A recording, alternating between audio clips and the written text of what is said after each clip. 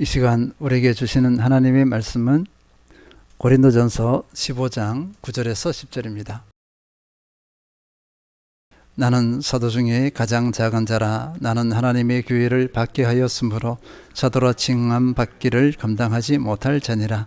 그러나 내가 나 된 것은 하나님의 은혜로 된 것이니 내게 주신 그의 은혜가 헛되지 아니하여 내가 모든 사도보다 더 많이 수고하였으나 내가 한 것이 아니요 오직 나와 함께 하신 하나님의 은혜로라. 아멘. 오늘은 나를 움직이는 원동력이라는 제목으로 말씀을 나누도록 하겠습니다. 지금 올림픽이 진행되고 있습니다. 현재 우리나라는 원래 목표로 한 금메달 5개보다 더 많은 9개의 금메달을 따내고 있습니다. 앞으로 몇 개를 더 따낼 것 같습니다. 선수들이 결과에 대해 가슴을 치며 탄식하기도 하고 기쁨의 한호성을 부르기도 합니다. 모두 메달을 위해 수많은 날들을 절제하며 훈련에 임해 왔기 때문일 것입니다. 매일매일이 땀의 연속이었습니다. 그렇게 한 원동력은 1차적으로 모두 동일합니다. 메달입니다. 그 메달을 따기 위해서 그렇게 했습니다. 그러나 각 사람들마다 사연을 들어보면 그 이면에 또 다른 동력이 있습니다. 그 사연들이 구구절절입니다. 어제 펜싱 여자 단체 사브르 팀이 세계 최강팀 프랑스를 이기는 파란을 일으키며 결승전에 올랐습니다. 그런데 제가 그때 한 것은요, 그 결승전의 상대팀이 우크라이나라고 했습니다. 저는 집사람에게 이렇게 얘기했습니다. 쉽지 않겠다 이렇게 말했어요.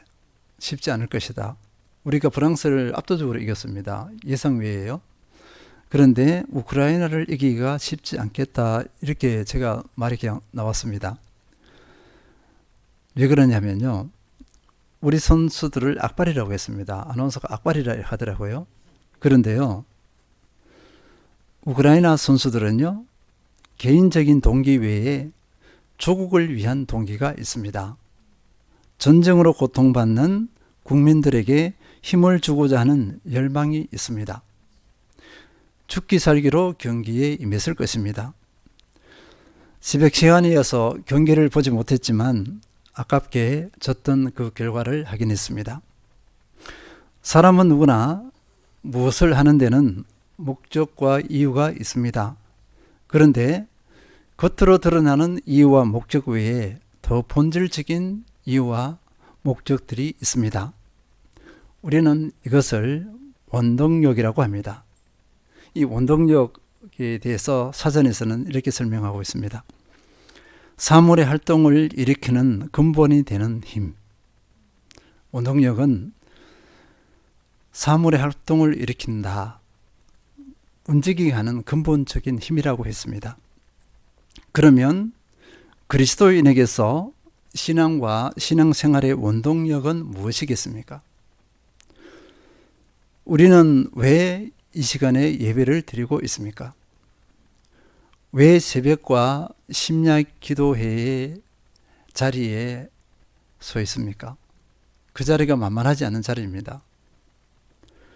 이 무더위에 전도는 왜 합니까? 여러 봉사와 섬김을 왜 합니까?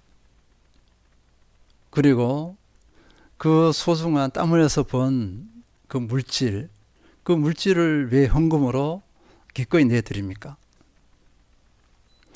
왜 시간과 에너지 물질을 신앙과 신앙활동에 드리고 있습니까?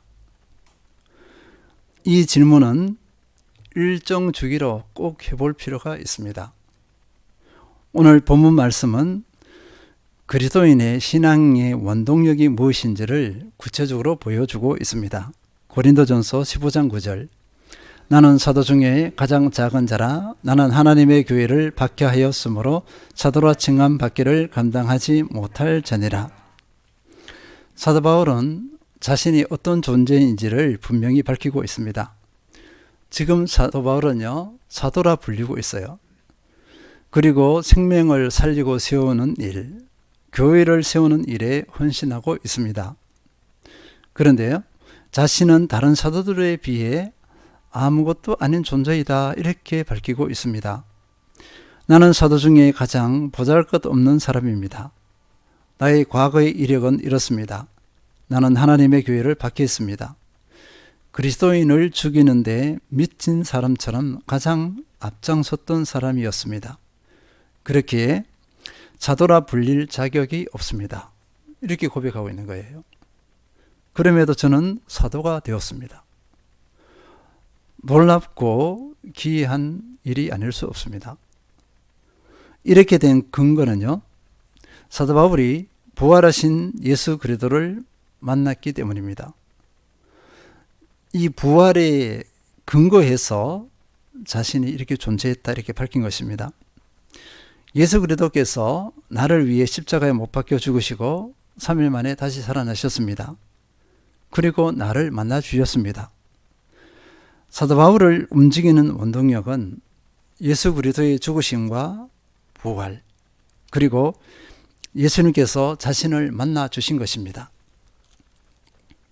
고린도전서 15장 3절 4절 내가 받은 것을 먼저 너희에게 전하였노니 이는 성경대로 그리스도께서 우리 죄를 위하여 죽으시고 장사 지낸 바 되셨다가 성경대로 사흘 만에 다시 살아났사. 주님께서 부활하셨음을 밝히고 있습니다. 성경대로 부활하셨다는 거예요. 그런데 이렇게 부활하신 주님이 어떻게 하셨느냐? 고린도전서 15장 8절 맨 나중에 만삭되지 못하여 난 자 같은 내게도 보이셨느니라.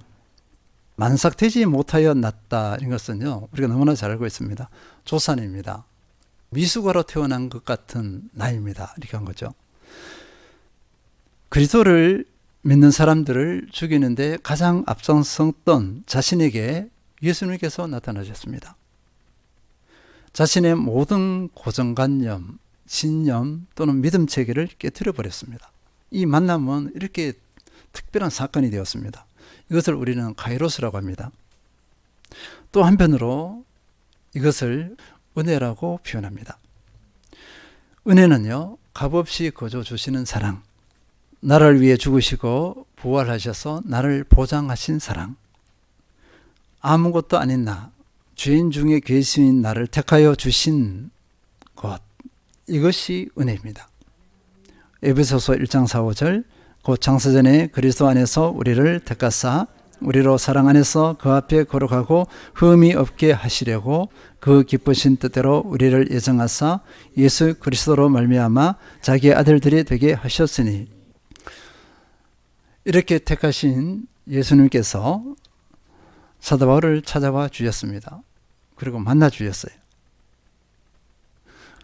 그리고 사도 바울에게 믿음을 주셨습니다. 이것이 은혜입니다. 에베소서 2장 8절 너희는 그 은혜에 의하여 믿음으로 말미암아 구원을 받았으니 이것은 너희에게서 난 것이 아니요 하나님의 선물이라. 은혜에 의하여 믿음을 가지게 되었습니다.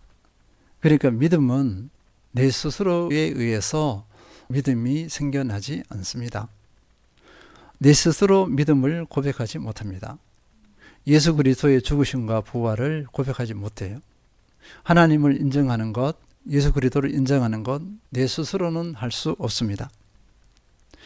나는 믿음을 가질 힘이나 지식이 없습니다.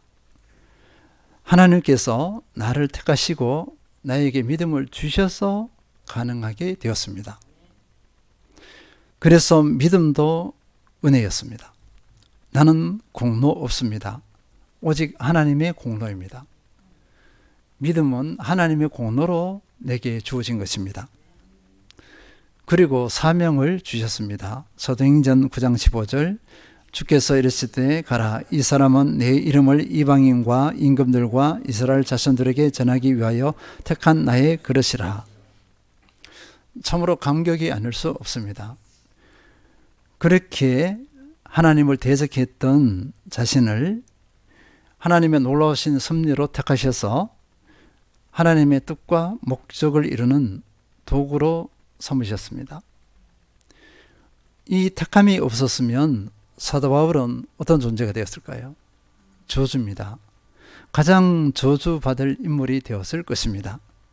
그런데 하나님의 이 택하심으로 사도 바울은 가장 축복받은 인물이 되었습니다. 우리도 이와 같을 것입니다.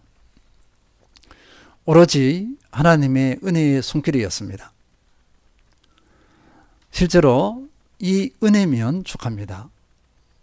더도 말고 덜도 말고 이 은혜면 족합니다. 내 삶의 이유가 되기에 충분합니다. 내 삶의 원동력이 되기에 충분하다는 것입니다. 그러나 하나님의 은혜는 여기에 그치지 않습니다.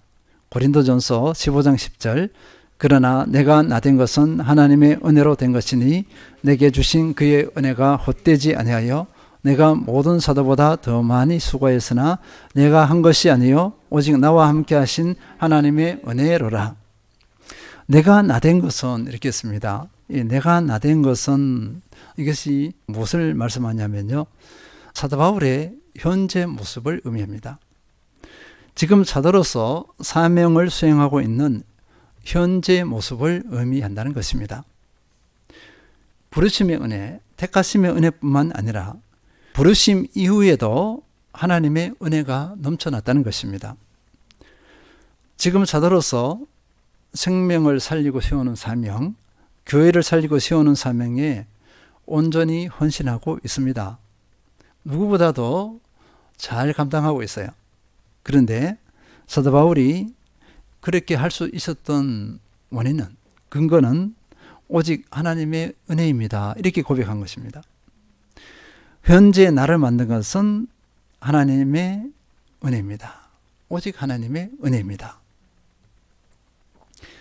내게 주신 그의 은혜가 헛되지 아니하여 이렇게 고백하고 있습니다. 이 근거는요. 나를 부르신 은혜가 헛되지 않았다. 사도 바울을 부르신 은혜가 헛되지 않았다는 것입니다. 부르심에 온전히 응답하여서 진정한 사도자, 진정한 사명자가 되었다는 것입니다. 만약 하나님께서 부르셨는데 이 택하신 부르심 앞에서 제대로 응답하지 못했다면 어떻게 되었을까요? 그 은혜가 헛되이 된다는 것입니다.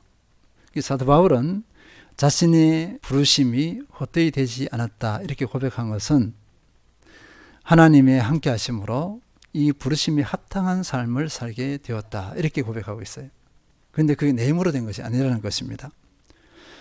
내가 모든 사도보다 더 많이 수고했으나 이렇게 했어요. 사도 바울은 부르심의 특별한 은혜, 이걸 가지고 신학적인 용어로는요, 불가항력적인 특별한 은혜 이렇게 표현합니다.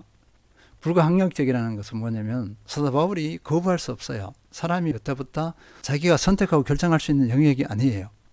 하나님의 전적인 은혜로 이루어졌기 때문에 그냥 수용할 수밖에 없는 상황입니다. 이것을 가지고 불가항력적인 특별한 은혜 이렇게 표현합니다.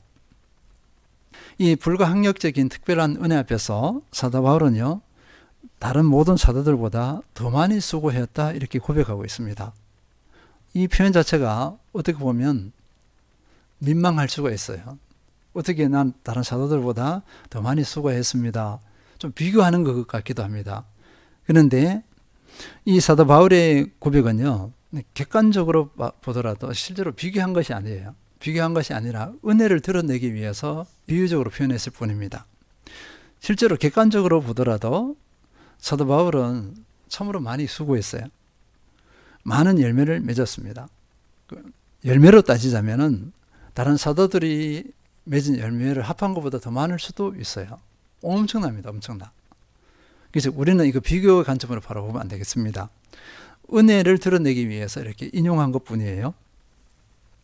모든 사도보다 더 많이 수고했다는 고백은요, 여러 가지를 포함합니다.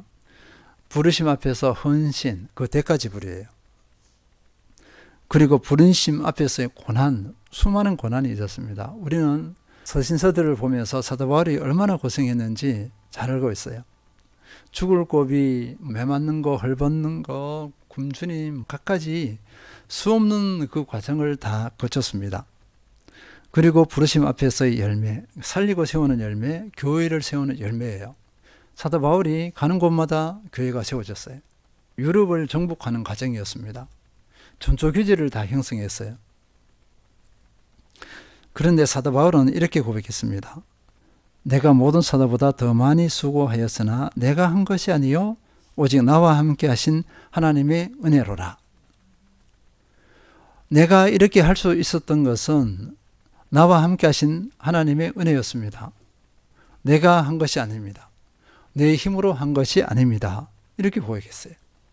그러니까 그 열매 앞에서 자기가 드러나지 않습니다. 자기는 없고 하나님 예수 그리스도만 드러나요.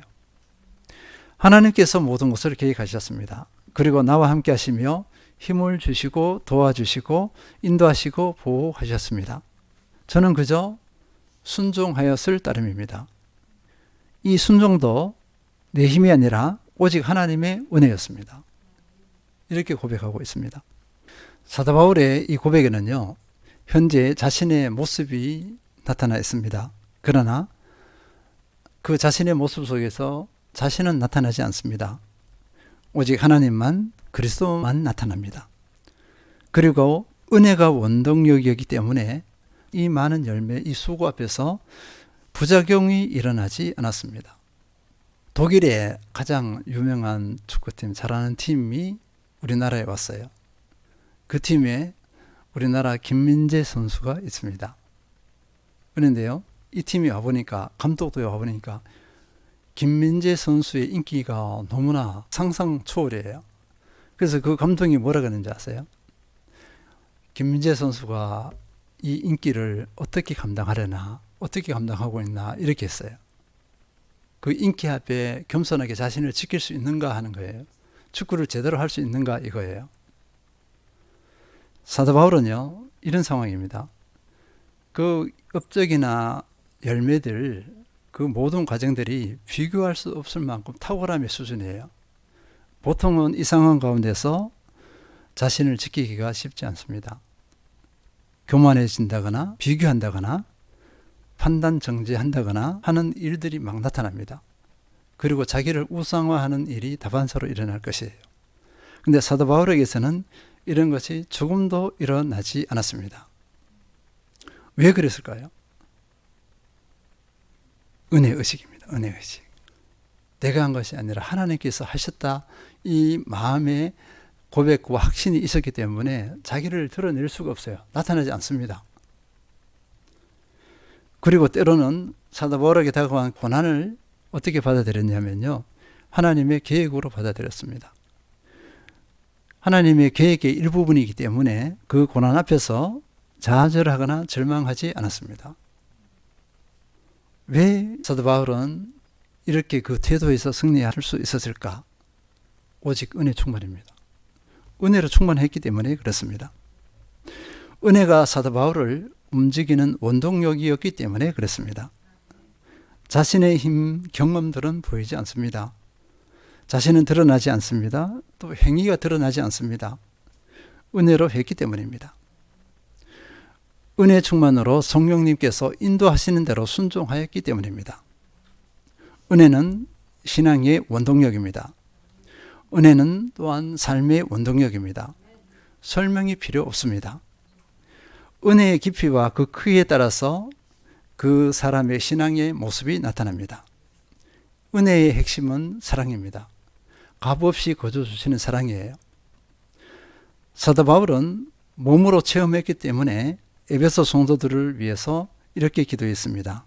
에베소서 3장 17절에서 19절, 믿음으로 말미암아 그리스도께서 너희 마음에 계시게 하시옵고 너희가 사랑 가운데서 뿌리가 박히고 터가 굳어져서 능히 모든 성도와 함께 지식에 넘치는 그리스도의 사랑을 알고 그 너비와 길이와 높이와 깊이가 어떠함을 깨달아 하나님의 모든 충만하신 것으로 너희에게 충만하게 하시기를 구하노라.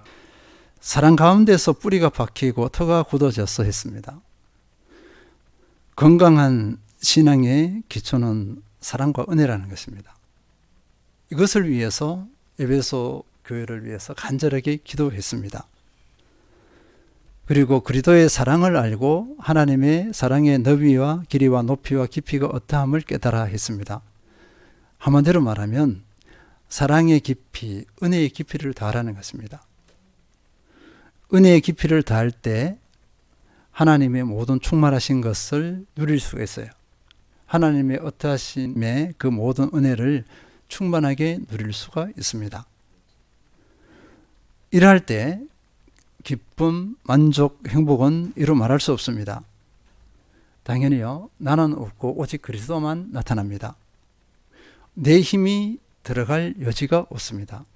그래서 모든 것을 합력하여 손을 이룹니다.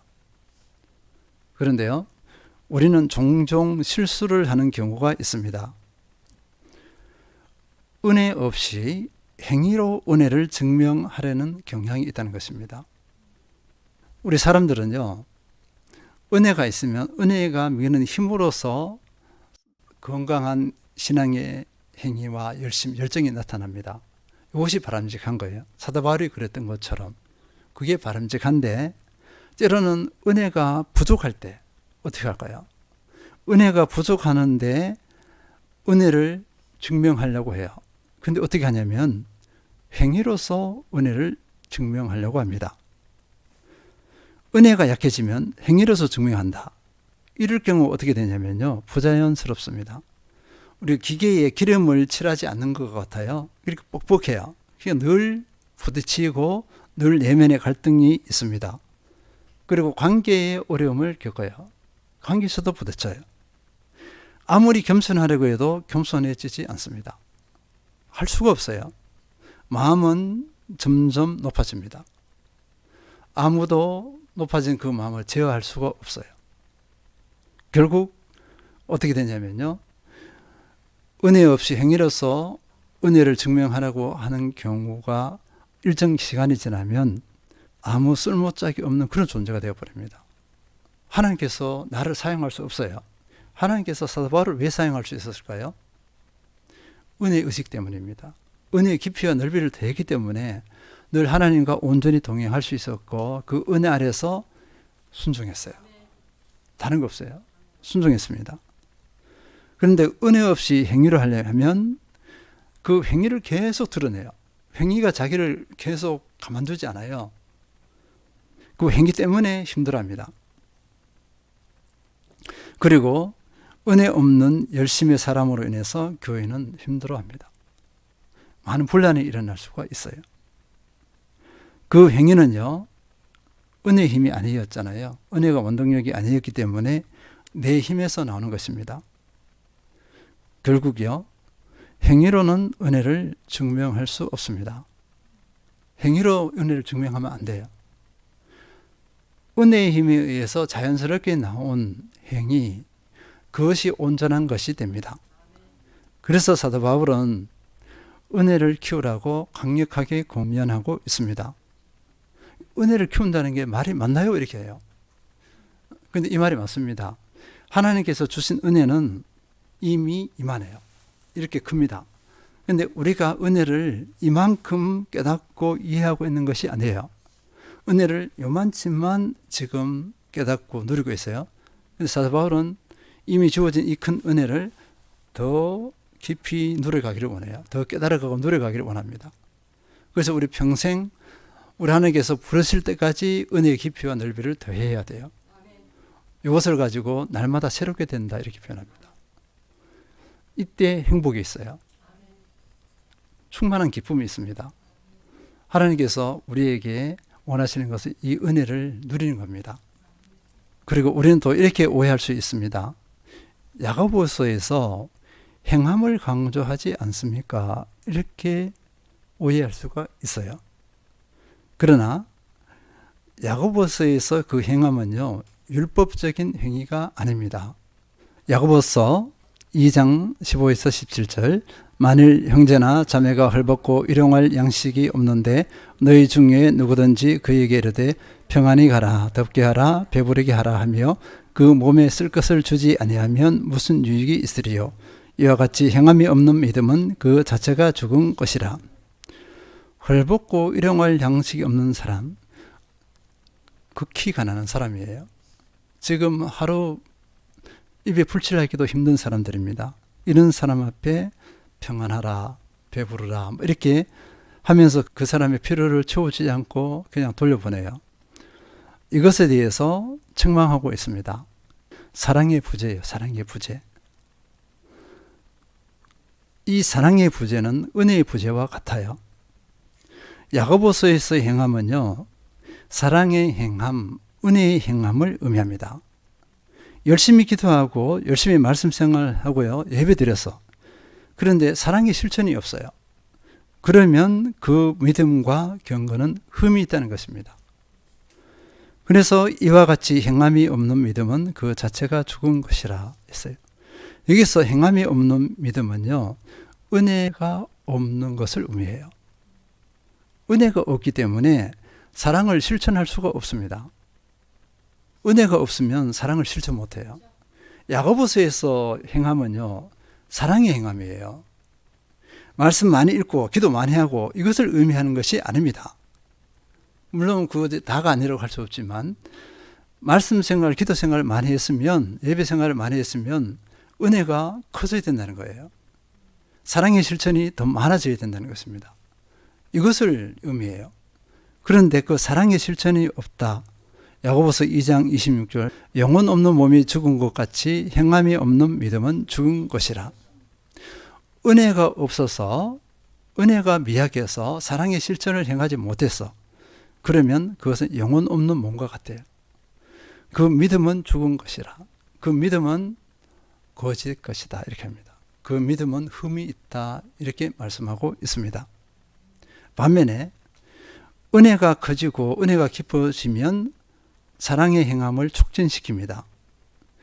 은혜로 예배 자리에 서게 합니다.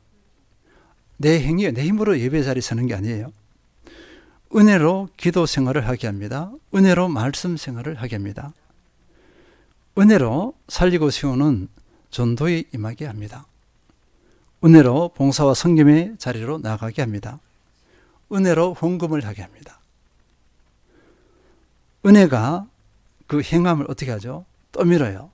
떠밀려서 하는 겁니다. 하지 않을 수가 없어요. 그렇게 했기 때문에 나는 드러나지 않아요. 내가 왜 드러나죠? 내가 왜 어깨를 으쓱하죠? 할 수가 없어요. 내가 한 것이 아니라 은혜로 행하기 때문에 그렇습니다. 결국 이런 행함은요, 자기를 드러내지 않고 겸손히 착하고 좋은 마음으로 행합니다. 여기서 나오는 것이 뭘까요? 선을 이루고 덕을 세운다 하는 이 표현이 나옵니다. 그리고 구별됨이라는 단어가 여기서 나와요. 구별됨은 아무 에서나 나오지 않습니다. 은혜가 충만해서 은혜의 힘으로 행할 때 구별됨이 나와요. 그래가지고 또 거룩함이라고 말합니다. 다시 확인해 봅니다. 은혜가 나를 움직이고 있습니까? 의무 또는 율법이 나를 움직이지는 않습니까? 또 사람을 의식해서 내가 움직이지는 않습니까? 아니면 다른 동기가 나를 움직입니까? 왜 예배를 드리고 있습니까? 왜 새벽과 심야에 기도합니까? 왜 이 무더위에 전도를 합니까? 왜 여러 섬김과 봉사를 하고 있습니까? 왜 헌금을 합니까?